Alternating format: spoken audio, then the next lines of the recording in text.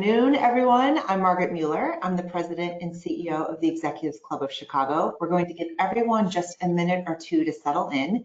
And while we do, you have the chance to hear from one of our sponsors today, Merrill.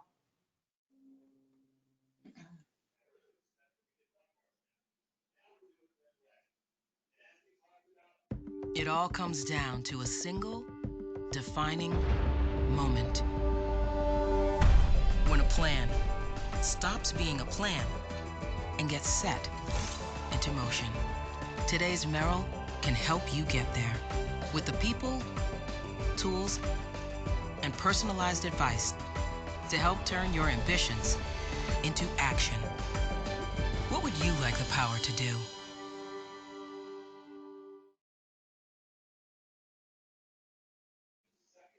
Okay, we have a good number of people on, so we'll just get into it. I want to thank both of our sponsors of today's program, which is Energy BBDO and Merrill. Thank you both so much for sponsoring our Women's Leadership Series.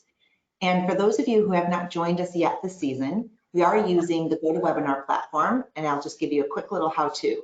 If you hover your mouse in the top right-hand corner, there's a small orange arrow, and if you click it, it opens up the control panel. So there's where you have all the drop-down menus for all the things that you can do. You can open up some handouts from the program. There's some things we're going to be talking about, and there'll be some reference sheets in there that I'll be referring to. We also have the agenda, some information on upcoming programs, and you can also pop out the question box where you'll be able to submit your questions to Deryl. Please do that. We're leaving room for questions. There's a lot that I want to get to, but we want to be sure that she has a chance to answer your questions as well. If you have any technical issues at all, just email programs@executivesclub.org. We have several members of the team on standby to assist you, and that's also in the program. So before we get to it, please join me in welcoming Sharon Oberlander, who's Managing Director and Wealth Management Advisor at Merrill, who's going to share a few words before we jump in with Deryl. Over to you, Sharon. Hi, everyone. Thank you for joining us today for what is sure to be a fascinating discussion. I'm actually so proud to tell you that at Merrill, we've been a proud sponsor of women's leadership at the Executives Club since inception about 15 years ago.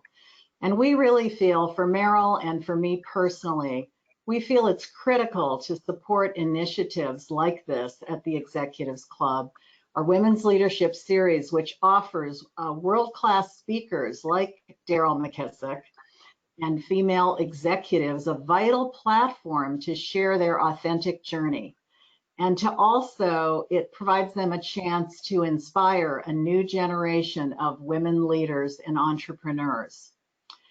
So our speaker today, Deryl McKissack, represents women who have taken risks and persevered structural challenges to develop a thriving business. Like you, I'm anxious to hear Deryl's remarkable story of starting a business as a Black female founder in America and the many challenges faced while building one of the nation's most notable Black-owned architecture, engineering, and construction businesses. McKissack McKissack is known for its outstanding work on transformative landmark construction projects, spanning every consequential sector in our nation: energy, education, aviation, infrastructure, culture, and commercial real estate.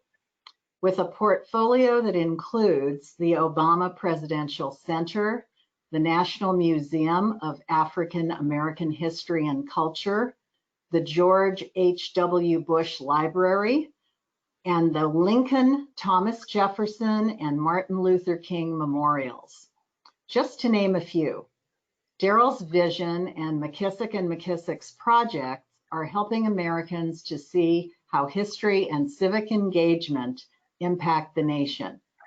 And I'm just going to tell you a little secret I learned about Deryl McKissack. She is a twin, and she is an engineer, and her sister's an engineer. And I think two twin sister engineers, that is fantastic. I can't wait to hear your story. So thank you all for being here today. Please join me in welcoming Deryl McKissack.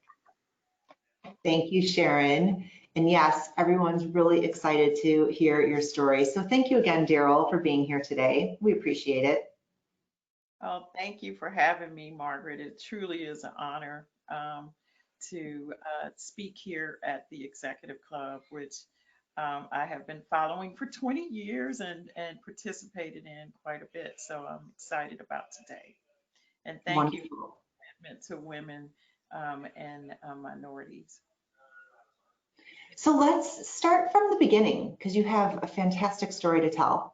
You know more about your family history than most Americans, and especially Americans who are Black. We know that 1/3 typically can't trace their family tree past their grandparents, and 1/5 can't name a great grandparent.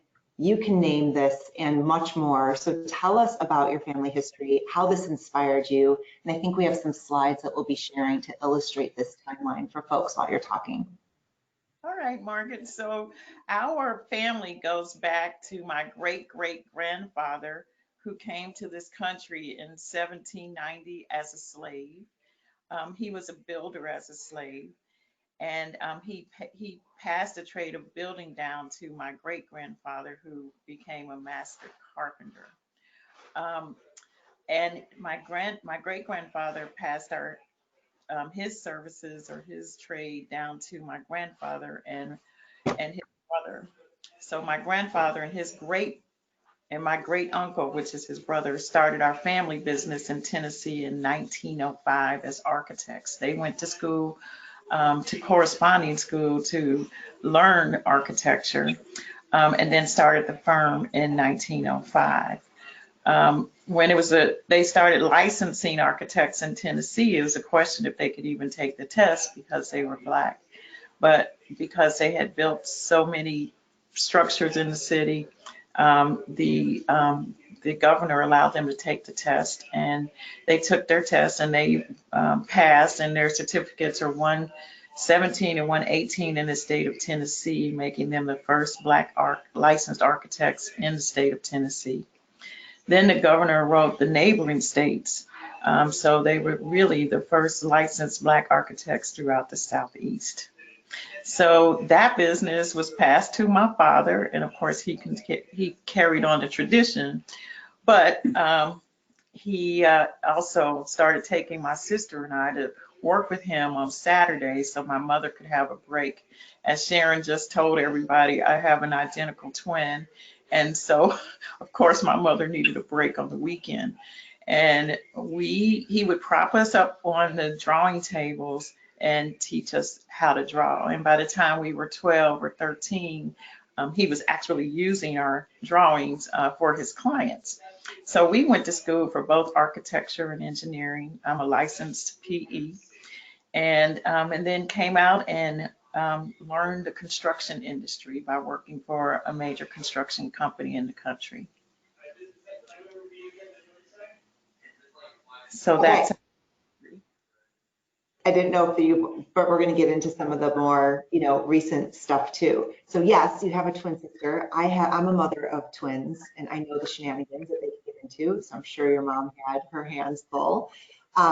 So let's fast forward to when you started your business, right? So you started in 1990. It was the beginning of a recession, and you had a trifecta of factors that were working against you. You were young, you were Black, you were a woman. So share with us how those experiences influenced your decision making in those crucial first years of forming your business, and maybe reflect back on how that compares to how you experience that today. Has anything changed or not? okay. Well, that's a lot to unpack, Margaret, but we will get right to it. So when I started my business, I have been out in the industry working at Turner Construction, which is a large construction company in Washington, D.C. And then I worked at Howard and I ran all the facilities for the president of Howard. I worked directly for him. So I personally had the experience, I had the training, and I knew how to get buildings built or get projects implemented to implement them really well. Um, so I really didn't really think about being Black, female, and young. I thought more about not having any money and not having any portfolio. But I, I had this burning sensation on the inside.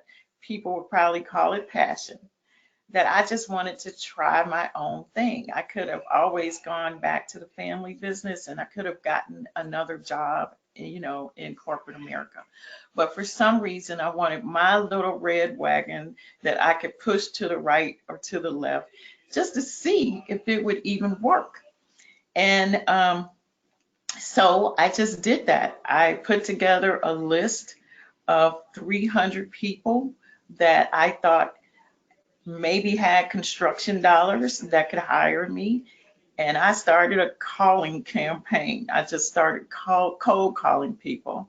Of course, I wanted to avoid having to see them because I couldn't bring anybody bagels or coffee because I didn't have any money. Um, and when I got through my first 150, I had so much work. I never got through the other 150. And did I experience in that process racism, sexism, and just any kind of ism for being the trifecta? Absolutely, yes. And I would say, one of my very first presentations, I went to a major university here and said, showed them my presentation. And when I finished, it was a group of all men. And they were quite a bit older than me. And they were white. There was one black guy in the group and me. But when I finished, the lead guy looked at me and he said, "Little lady, there is nothing you can do for us." And I just looked at him and held his hand really tightly. And I thanked him for the opportunity to present in front of him. And I also told him I look forward to working for you in the near future. So why did I do that? I did that because I believe that no one can define who I am and where I'm going. My ancestors did not allow anybody to define them. Had they done that, they would have remained slaves, okay, and they would not have been the leaders that they have been. So I can say that the inspiration of my ancestors that did help me to move forward in times of difficulty. Because when I look back, my other grandfather on my mother's side, he graduated from Harvard in 1929 with a PhD. Now, do I think that my grandfathers experienced a lot more challenges than me? Absolutely. It was really, really tough for them. And a lot of times they didn't know if they were going to live through it. Their lives were threatened. So whenever I have a major obstacle like that, I just keep going. And I've had to stare down the barrel of thousands of no's to get to my first yes. But that's exactly what I do. I think it's persistence, it's determination, and that's what it takes. And even today, you asked me, has it changed since before? So what I would say now is we are funded. We do have a great portfolio, but yet we still get discriminated against because we are owned by an African American woman. And yes, I'm older. So some of it went away. But the other two that I really cannot do anything about it. How others feel or view me, I cannot change. The only thing I can do is continue to go forward. So yes, we do get questioned by future clients. And what I mean by that, so you finished some of the nation's most iconic landmark projects, yet when you go to a meeting or you're presenting your wares to a client, you still are under more scrutiny. And it could be something like, your leaders that you present, they continue to say, well, maybe this other company's leader is better. But I could say, but my leader has done 5 projects that you're looking to do. why would that make the other leader better, other than the fact that that leader is not a minority and not a female, or not owned by a minority or female firm? So yes, it still exists. And it was hidden for many, many years. And this is an uncomfortable conversation, Margaret. People don't want to have it because, of course, personal biases are hard to admit. But just to put everybody at ease, I would like to say everybody has personal biases. We're born with, well, I don't know if we're really born with them, but I would say they come about because of our experiences in life. And it's not a lot that we can do about them. You wake up one day and you realize it, oh my gosh, I really have a personal bias about this. And, you know, I just think it's what do you do when you realize that you have it? And that's what 2020 has been all about. I feel it's given us 2020 vision in the world so that we can see clearer into 2021 and beyond. It's removing the scales from our eyes so that we know where we stand.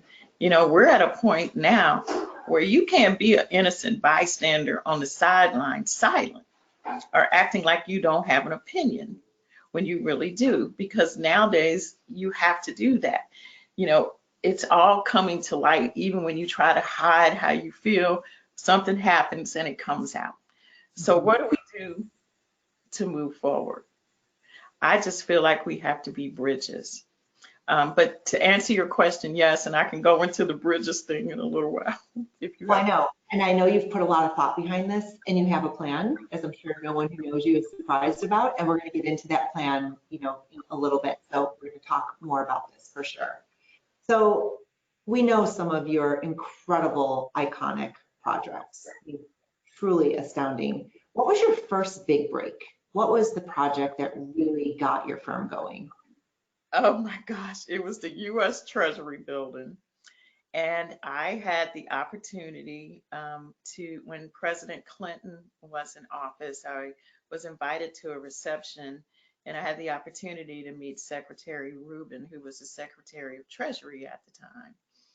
And he introduced me to the head of procurement at Treasury.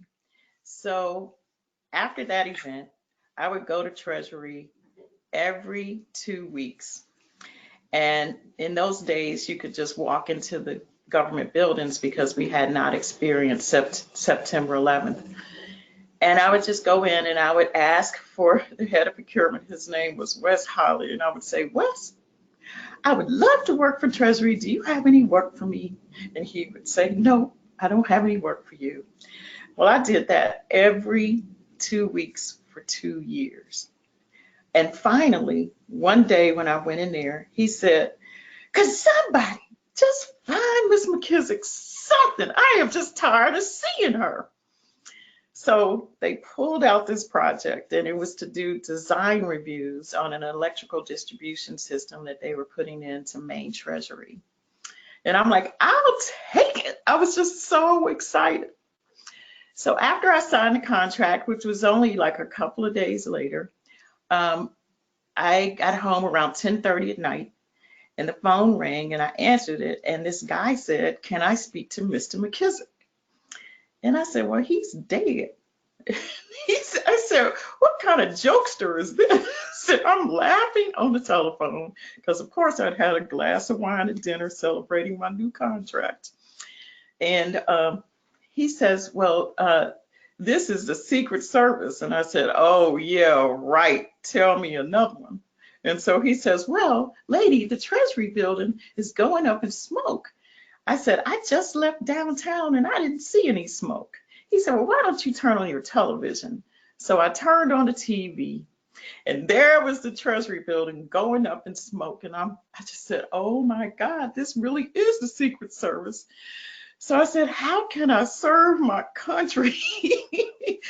And so he says, well, we're looking for Deryl McKissack. And I said, well, that's me. So anyway, what happened was that they had hired a roofer to replace the roof. And the blowtorch that the roofer was using started the fire. And it happened to be over the library, the cash room, which is where the secretary does all of his receptions. And so they needed someone to come in and fix it. And the secretary said, so Treasury usually uses GSA to do all of their contracting. And they don't usually have anybody with a contract open to do design or construction. And so the secretary just said, I don't want GSA to touch my building. Is there anybody that has a contract that can do design and construction? And so Wes, the head of procurement, said there is one person, and that's Deryl McKissack. So that was our big break, because we went in, the building was 100% smoke damage, 20% fire and water damage. And we had 3 days to get them back in 80% of the smoke damage part. And then another few months to get into the rest of it. But while we were there, we realized the building was not operating efficiently, that it really was not up with times in terms of technology. And so we put together a plan to renovate Treasury. And the secretary gave us that project. And so that was 12 years through 3 secretaries that we were there renovating our main Treasury. So that was our break. Incredible. Such a great story, and so inspiring for all the entrepreneurs that are on the call with us. I mean, just the persistence, right? And what it takes when you're an entrepreneur, and just going after it again and again and again. And who would have ever thought that that would have turned into the opportunity that it did for you? So that was DC. You now have offices in DC, Baltimore, Chicago, LA, Dallas, Austin, big nationwide presence.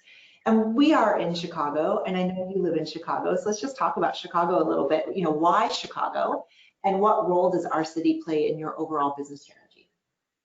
Okay, well, I have been in Chicago for 20 years, and there's always been great synergy between DC and Chicago. And even in our industry, we see where a Chicago person is hired in DC, a DC person is hired in Chicago to manage major projects. And Chicago is much bigger than DC. Of course, as a business owner, you want to grow. And I had cousins there, Eric McKissack and his lovely wife, Cheryl. And so I already felt like I had kind of a base. And so I just moved to Chicago. And you know what? I just love Chicagoans. And to this day, my closest friends live in Chicago. And when I got there, I found Chicago to be a very vibrant, forward-moving city. And, you know, it's just very exciting for me. And it has been a wonderful experience from day one. You know, and it's, you know, every city is different, but I have to say Chicago has a special place in my heart, and I truly enjoy it. On the construction side, you know, we started out in Chicago public schools, and that grew, and then we moved over to Chicago housing. You know, we came during the Daley administration. And there was a lot of work going on, and there was work at the PBC. We started our aviation practice in Chicago because of DOA, Department of Aviation. They were just embarking upon expanding the runways and building new runways to cut down on the times that it takes to come in and out of Chicago by flight. And that actually kicked us off on aviation, and we've been there for 20 years on the aviation contract. So Chicago's just been great, and even on the private side, we've been working for Exelon, but it started with our relationship with ComEd. And you know, from ComEd, Exelon started buying up companies going east, and took us with them. but it would never have started had it not started in Chicago. We've been doing work for People's Gas, which has been exciting. We've done a little bit of work for BMO, and that's been great. So, you know, I just think Chicago has been a pivotal place for us to become national. It was our first real foray out of the East Coast, and it gave us a platform to go west to LA and a platform to go southwest to Texas. And so it's made a big difference in our corporation. Yeah. You know, our mission at the club is to connect and grow Chicagoland's businesses and business leaders. And we've been working closely with the mayor's office on the economic recovery plan and the Chicago Community Trust, and just doing a lot of programming around Chicago and business in Chicago and promoting it. And so just as a business owner and operator, I'll ask you both questions. You know, what makes Chicago great for doing business, and what makes it challenging? Things that, as a city, you would like to see us work on for business. Okay, well, what makes you great is that you see what you get most times, and people genuinely want to help. And I'll just never forget my couple of first meetings in Chicago. I was just shocked how people just sat there and talked to me. I felt like I was back in the South, where people take the time and they care about your kids and your family, and what's fun to do in the city. And then you talk about business. In other parts of the country, and especially on the East Coast, people want to shuffle you out of their office pretty quickly. And and not only that, also in Chicago, I would say the connection piece that you're talking about, they're so open to connecting you to the next person. So I feel like while you have this great current, and you asked me about the challenges, while you have this great current of moving forward, and I find the people to have a lot of culture. There's a lot of universities there, so people are very educated. So you have this great positive current that's moving forward. But there is an undercurrent, I do feel, in regards to racism, and I've seen it, and I'm usually kind of shocked, because I'm like, these people are so progressive and they're so caring, but yet I can see that the city is segregated in many areas, or several areas throughout the city. And I know when I got there, the work that was given to minority firms were really the smaller, insignificant pieces. They weren't the large pieces that we're seeing today. I mean, I have to say, in the past 20 years, I've seen major improvement in that.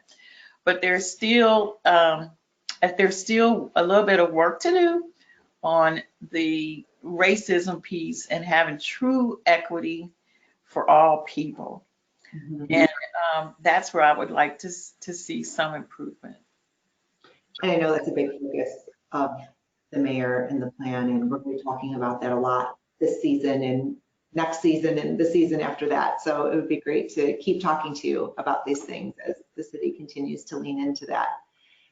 We do have a question from the audience, and I'm going to pop in here because it's such a good one. I love your story, and I noticed that you laugh a lot. And in fact, you find humor in stories that might make someone else angry. So if you can just share more about your sense of humor and how that's contributed to your success. I have joy springing up from the inside.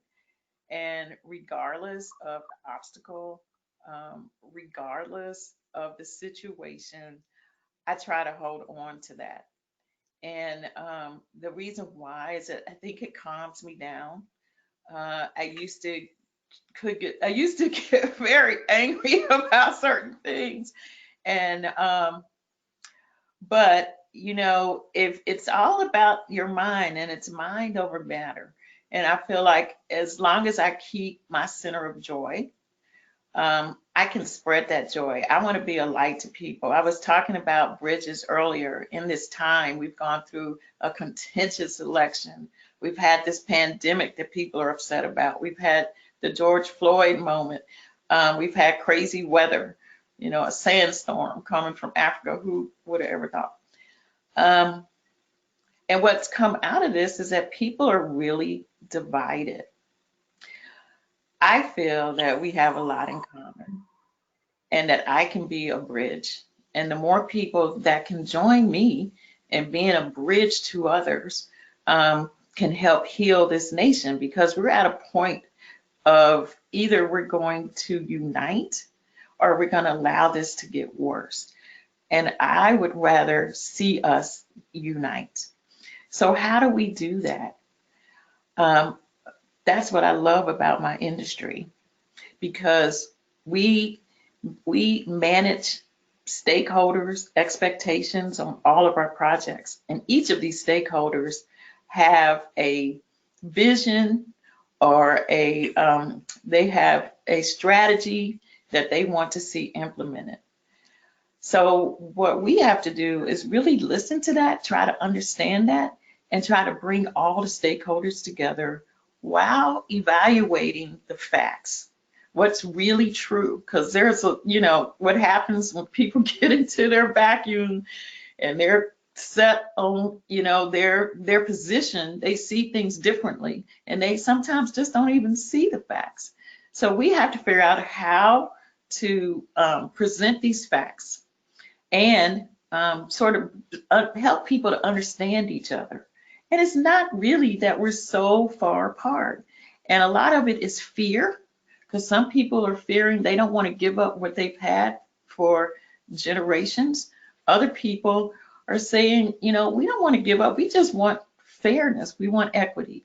And all of that really is having respect for each other. You know, and if you have this respect, you've got to have trust. I truly believe trust changes everything. And what we're seeing playing out in front of us today is a lot of mistrust. But if we sit down and talk to each other and see that we're all human and humanize things as opposed to not, I think that we can work together. And so I just kind of want to be that bridge. And I hope that a lot of people want to be that bridge. And that's kind of what the 7-point plan is about. You know, so much work is being done now by companies on their purpose, and then as leaders as well as, you know, defining their purpose as a leader. And as I'm hearing you talk, I just love this bridge metaphor for you, that being your purpose in this world, because it also has, you know, the construction and design, you know, of a bridge, and then also you being the bridge to all these things. I mean, it just seems like a wonderful metaphor for you and your purpose in this time, in this world. It's great. You are the bridge. Thank you so much, because just think about it. All of us can be bridges. Now, if you look in the women, if you look at the gender world, right, and you're working alongside, you know, a male or female, and you're feeling weird about that, why not extend a bridge? A bridge is about getting over an obstacle, right? So why not become a friend or an acquaintance of that person? There are Black and white people that do not have Black and white friends. Why not just go get one? Go have a drink with one, okay? And just see, you know, how it is. You can't define a whole group of people by what you see on TV, right? Or what your parents told you. You really have to go out there and experience it yourself. And those are the kind of bridges that I'm talking about. You know, I was, you know, a friend of mine was on a plane and asked this white guy who's a senior vice president advisor, have you ever had a Black person over to your house for dinner? And you know what? He says, well, you know, my kids had a basketball coach and he was Black and he came over. Well, that's a little bit different. That is not really, that's someone that's servicing your kids. Or, you know, well, the nanny is Latino, does that count? No, that does not count. You have to invite someone over to dinner that is your equal. And then that to me is extending a bridge. And the same in the other direction. You know what I mean? We all have to do it. Yeah. And then you can talk about these things. Yeah. Right. You're full of so many great lessons. So one more kind of reflecting back on the business for the entrepreneurs that are joining us. So I know this is always a tough question to answer because everything has led you to this point, and this point is exactly where you should be. But just from a rational business perspective, is there anything you would have done differently in your approach to growing and scaling your business in hindsight now? No, I can't say I would have. I mean, we sort of did the textbook stuff of having a strategic plan every 5 years, putting together a great board. I layered that with my passion and what my passion says I should do. And I've had great mentors, and my mentors are everything. Black women, white males, Latinos, they're everything, because I believe in not only just, celebrating it, but truly embracing diversity. And, this goes back to, I had the opportunity to go out to the Apple headquarters in Cupertino, the Ring, which is hard to go to. But at lunchtime, I happened to be out watching everybody going to lunch, and I was just so amazed because they had every age, every gender, every race and ethnic group you could imagine. And what hit me is that Apple wants to hear from everybody, because that's where the best solution comes from. It's from everybody. We all have a unique purpose in this world. And that unique purpose is important to your corporation, to the world, to the community, to everybody. We all bring something special. And we don't need to hide behind that. We don't need to retaliate. We don't have to ram it up somebody's throat. We just have to let it out. And I think everybody should be respectful of everybody's perspective. And that's what we do at McKissack. For so many years, I just didn't even have a seat at the table. I was told to put my head down and do my work. And that's what I did. But when I started my company where I wanted everybody to have a seat at the table. And so we have town halls every 2 weeks. And because of COVID, we're on Zoom, and I get to see everybody having a seat at the table. And I love hearing everybody's solutions. And, you can't pick all the solutions, right? You got to go one way. But it's important that everybody is heard. Yeah. Yep. So you talked about the Treasury building being your real big break, a 12-year project, which is extraordinary.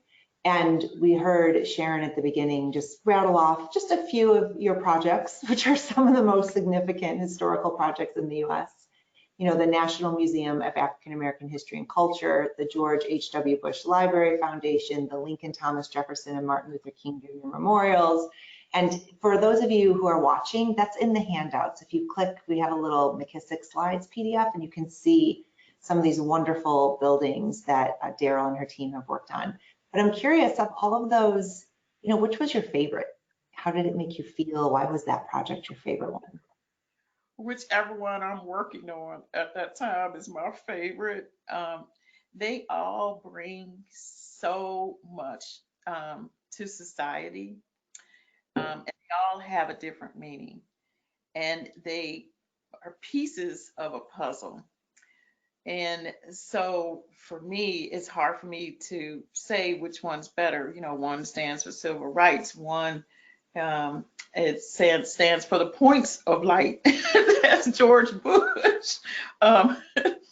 The African American Museum is, American history through the lens of African Americans.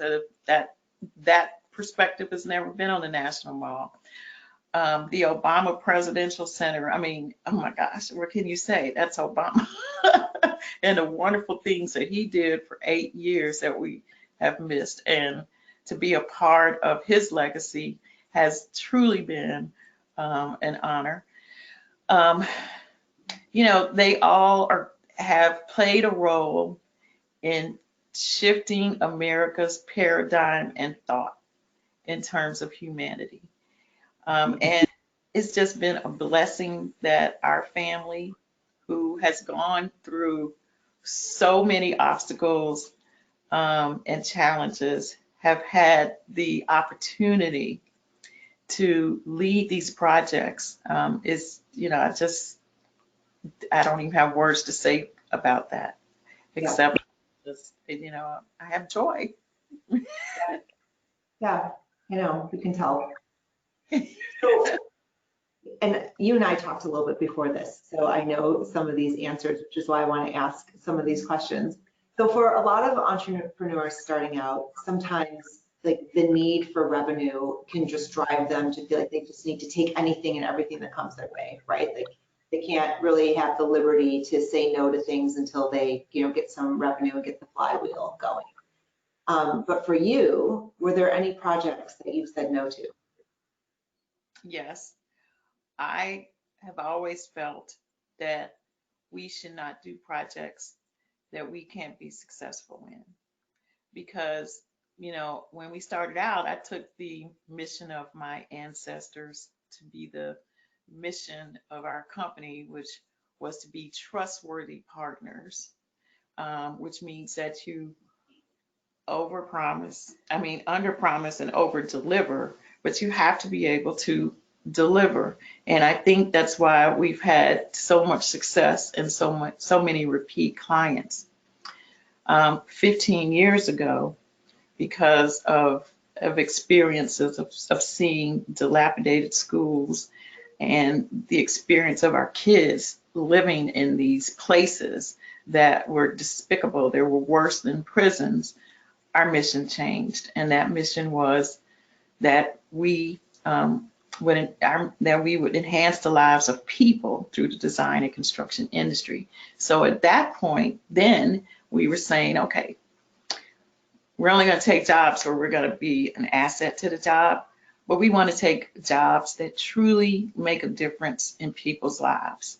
And, it's not just the end user, which could be the person that's going to experience a monument or a memorial, or a kid sitting in a warm, safe environment, or a person sitting in an office and they love going there every day. They're excited about going to work.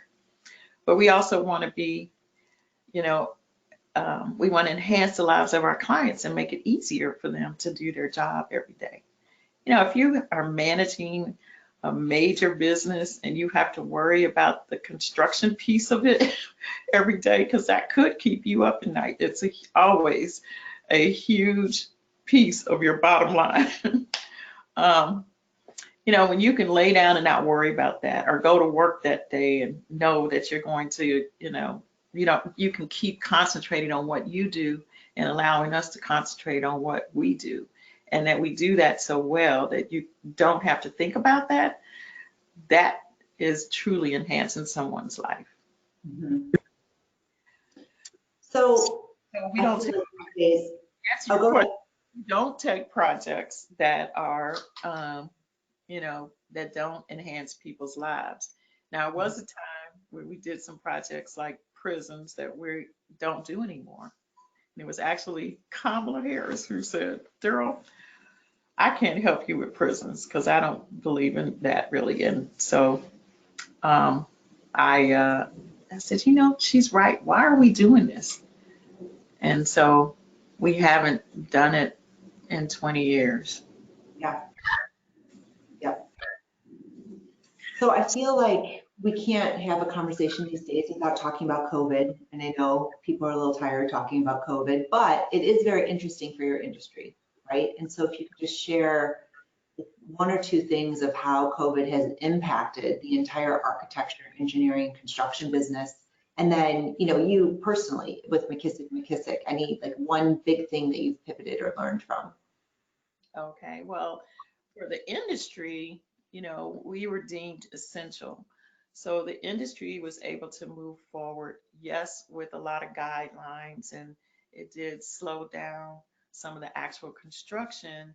And for architects, where clients had uncertainty about the usage of their facilities, or maybe financially they've run into some challenges, that has slowed down a little bit. But really, when I've been listening to the CFOs around the country and what they're saying about their annual budgets, I was thinking that we would see a big cut in 2021, but we're not really seeing that, and they're not really seeing that.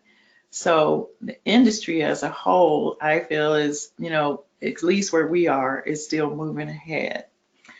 At McKissack, it was a big pivot for us. And honestly, even though this is a challenging time, it has been positive for us internally, because I spent so much time externally talking to clients, trying to cultivate clients, and doing aspirational speeches to corporations, and all of this outside of my company. Now, with having to sit at home, having to go virtual, I've turned my attention internal, and I've taken all of that energy and I'm now infusing it internal so that the McKissack staff can take it out, can be the ambassadors to take it out. And it's just been fantastic. The first 2 weeks of COVID at our town hall meeting, it was really about giving people hopefulness that they could get through this pandemic. Everybody was uneasy, they were scared. And so what we came up with is, well, you can't be hopeful if you're not grateful. So let's talk about what we're grateful about. And I spent maybe 5 minutes talking about what I was grateful about, but I challenged everybody else to put together a grateful statement. And we've actually put all of that in a video, and it's on our website. But I used to look at that and just, tear up, because even though we've been through a lot, we have a lot to be thankful for as a country. I think everybody, and as the world, everybody has something they can grab to that they're grateful about. And then it just grew. So we started building what I call the circular economy of care, where you still have your job. There's so many people that do not have a job. So how can you be there first for yourself, because you have to be whole, okay? You can't help anybody else if you're fragmented. But how can you be there for others? And even though you are isolated, you can still be connected to others. I've never been so connected to others. Now it's all social media, but I never sat down and even looked at Facebook, LinkedIn, all of that. I just didn't have time.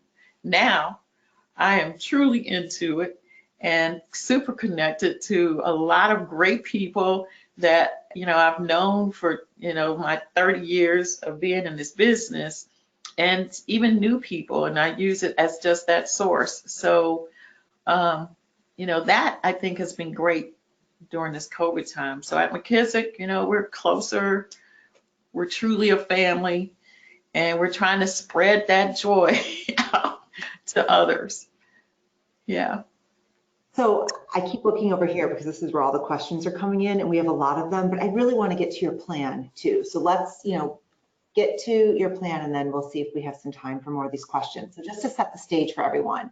So it's an $11.3 trillion architecture, engineering, construction industry. It also employs 13 million people, so about just under 10% of all Americans who work. So we're talking about a massive, massive industry and employment sector. So we had a lot of things happen this year. We had COVID, we had ongoing, escalation of the Me Too movement and, the tremendous movement in the Black Lives Matter movements. So all of these things together present an opportunity to radically change this industry from the inside out. But as we know, anything's an opportunity only if we make it an opportunity, right? It's not going to happen just because suddenly we say, okay, this is a turning point. What's actually going to make it a turning point? You have been an industry leader now for a while and really thought about these things, and you have outlined a 7-step plan forward. And so I'd like to just run through your 7-step plan for the audience. And we have them on the slide here. So we're going to go through one by one. So step 1. Can you see these on your screen, Daryl? Yes, I can. Yeah, okay, great. So acknowledge racism. And you talked about this a little bit already, but if you just want to, hit on this just a little bit more quickly. Yeah, I think that prior to George Floyd, it was difficult to even acknowledge racism. But when you see it coming from our children, you kind of say, you know what, we have to acknowledge it. So the first thing is we have to grow up and say, yes, we have racism. Yep. Step 2, hire, enable, and support minority-owned businesses. Right, and this really helps the wealth gap that we're experiencing between African Americans and whites in America. And it's because we're hired less, we're not promoted as much, and our companies are not hired or contracted with as much. Step 3, eliminate racist policies and practices in our businesses. Yes, and that's, I think, kind of self-explanatory. There are policies and practices that on the surface may not look like their races are, and that they are parity, but that has held me back many times when people pull up stuff and policies that are kind of antiquated and they're really written through the eyes of someone that's never lived in my shoes. So they really don't understand how those policies and practices are affecting others. And it loops back to one, right? It's a loop. So it's like we think that these things, like, oh, there's no racism built in, but yet it's not acknowledging the things that are there, the undercurrents. Right. So number 4, require MWBEs to be direct suppliers. And so I think this will be interesting for the audience to understand, like, why this is so important. Right. Because so a lot of times minority firms are hired as a subcontractor. And oftentimes what happens, whatever they were supposed to receive in the contract, they don't receive because they're the subcontractor and they don't hold the contractor with the owner. And they also have difficulty getting to the owner because it's hard to go around the prime contractor if you're the sub. So you can't even talk about how you were not given what you were promised. And I've had that happen to me many times. But really, MBEs are equipped and capable to be the prime contractor and to be contracted with directly with the owner. And I would say that more than 50%, 60% of our work is prime work, where we are directly in contracts with the client. And it really makes the wealth gap shorter because, you know, you're at the top and you are getting exactly what you want. Now, here's the good part for the companies that really do want to see diversity. You too can really count how much diversity the minority or woman firm is getting if they're contracting directly with you. And we've had, you know, major companies in Chicago, and I have to give a shout out to People's Gas, who really wanted McKissack to be in the lead, and the same with Exelon, and has always pushed that, and it has been one of our major supporters. And we're working on a program on this at the Executive Club that we're going to do in a few months, just on procurement and how important this is and all that. So I might be coming back to you to get your ideas on that as we pull all that together. Number 5. Margaret, is that it creates, we hire minorities, we hire minority firms. You know, we know what their capacity is, we know who to hire. And so it's just a win-win all the way around. Yeah. Number 5, develop creative strategies and programs to hire, train, retain, and promote a diverse workforce. Right. And really give them a seat at the table. And a lot of times it starts in your boardroom. If your minority and women employees see a diverse board member, it makes them feel better about working there. Now, McKinsey has done studies for the last decade about how hiring and promoting diversity in your companies increases your bottom line. And that's because of who you're selling to. Your end sellers are diverse in most cases, even across the world, not just in the United States, but across the world. And so it makes, you know, it makes your clients more comfortable. And a lot of clients are requiring it these days. And then getting a perspective that's not monolithic, but inclusive of all people, as I said earlier, really gives you the best solutions. Yeah. Number 6, enforce strict minority supplier goals. Yes, because oftentimes we'll put out there, well, we'd like to see 20%, 30%, 40%, but it's not, we have to see you do 40% and above. And what is your real history in working with minority firms, and how do you treat them? Actually, ask them for a reference letter from the minority firms that these major companies have worked with, and then you'll see. I just wish that somebody asked me when I was coming along, you know, how were you treated? It makes a difference. Yeah. And number 7, invite minority suppliers in underserved neighborhoods. Right, and a lot of times we're building, especially with the opportunity zones, we're building in underserved neighborhoods. So instead of catering food from your normal place, why not buy food from that neighborhood? Why not stay in that neighborhood to, you know, to do the things that you do, as opposed to continuing to do the traditional? It brings the whole neighborhood up. So that's what that's really about. You know, it is interesting because you are the prime, you're direct contracting on most of your projects now. So how did you make that leap? How did you go from being a sub to that, and now you are the lead contractor? I did just that, Margaret. I went over to prime when I started talking to my clients directly.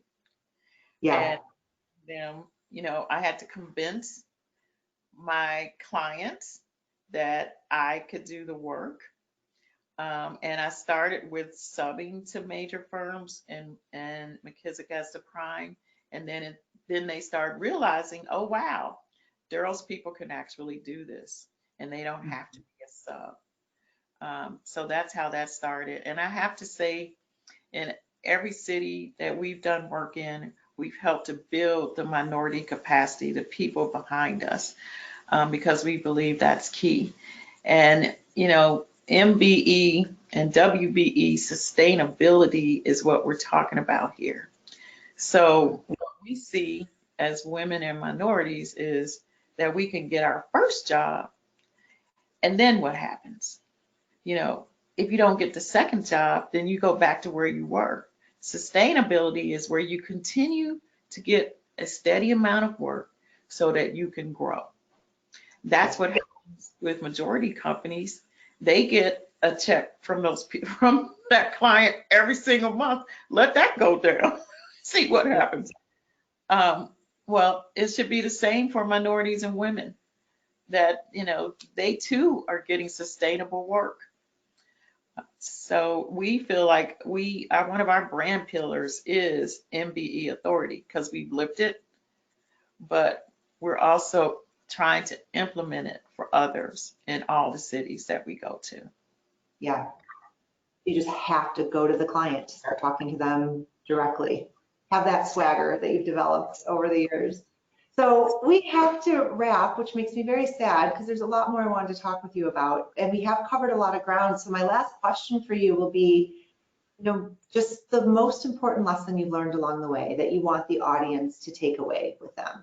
Just one thing, if you could instill on everyone watching today. I would say is to be very clear about myself and very open to others. Yeah. And I think that says it. I don't know how much more time we have. I could go on. I know we are out of time, but I mean, it's been such a joy to talk with you.